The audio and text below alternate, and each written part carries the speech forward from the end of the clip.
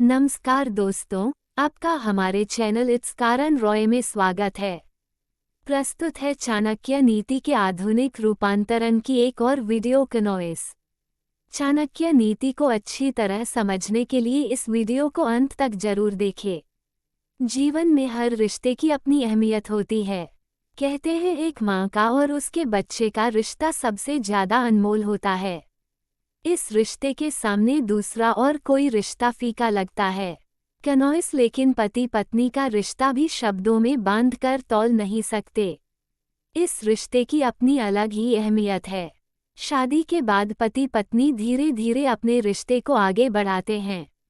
आगे चलकर वे माता पिता बनते हैं, फिर दादा दादी या फिर नाना नानी भी बनते हैं।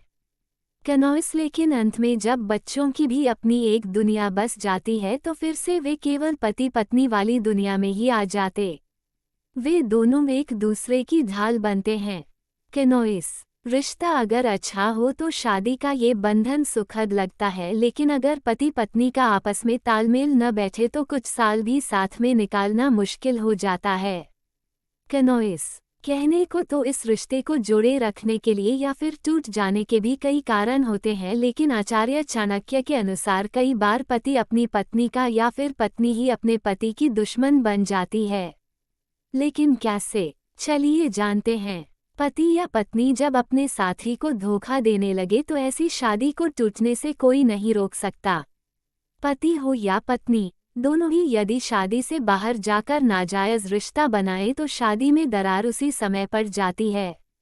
कनोइस इसके बाद आचार्य चाणक्य कहते हैं कि एक ऐसी पत्नी जो अपने पति का दखल बर्दाश्त ना करे, जो ये कहे कि उसका एक अलग निजी जीवन है जिसमें पति हस्तक्षेप नहीं कर सकता, तो ऐसी परिस्थिति ही शादी के टूटने का कारण बनती है।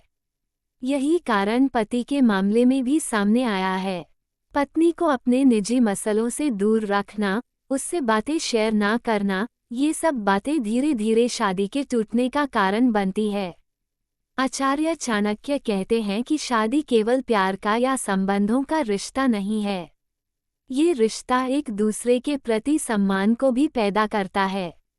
अगर पति या पत्नी एक दूजे को सम्मान नहीं देते, अब शब्द बोलते हैं, समाज में एक दूजे की इज्जत नहीं करते, तो ऐसी शादी का कोई मतलब नहीं है। कनोइस चाणक्य ने बताया है कि पत्नी यदि केवल पति के धन की लालची बन जाए, जिसमें पति की भावनाओं का कोई सम्मान ना हो, रिश्ते की अहमियत ना जानती हो, तो ऐसी पत्नी शादी के रिश्ते को बर्बाद करके छोड़ती है। कनोइस लेकिन एक शादी को टूटने से कैसे बचाएं? शादी को सफल कैसे बनाएं? इस संदर्भ में भी आचार्य चाणक्य ने कुछ सूत्र प्रस्तुत किए हैं। आइए जानते हैं उनके बारे में। आचार्य चाणक्य ने ये बताया है कि कैसे पुरुष या स्त्री से विवाह करें, इस बात पर ही शादी की सफलता निर्भर करती है। कनोइस उनके अनुसार एक ऐसी स्त्री जो खूबसूरत तो है लेकिन एक अच्छे परिवार से नहीं है, तो ऐसी स्त्री से विवाह न करें।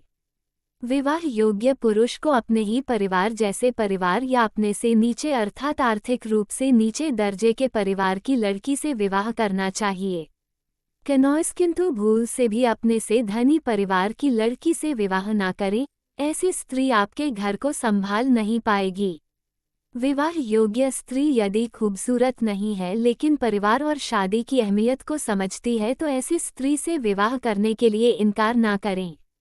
कनोइस शादी के समय यदि वर एवं वधू दोनों ही मानसिक रूप से जिम्मेदारी लेने को तैयार हैं, एक दूसरे को आदर एवं प्यार देने के लिए राजी है, तभी विवाह के लिए आगे बढ़े।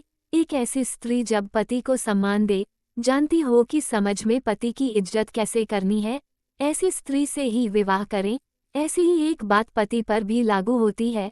पुरुष जो स्त्री का सम्मान करना जानता हो, उसके साथ बुरा व्यवहार ना करें, ऐसे पुरुष के साथ विवाह करना चाहिए। जनक के अनुसार अपनी पत्नी पर अहिंसा दिखाने वाला व्यक्ति जीवन में कभी खुश नहीं रहता। अगर आपको वीडियो अच्छी लगे तो एक लाइक कर दो।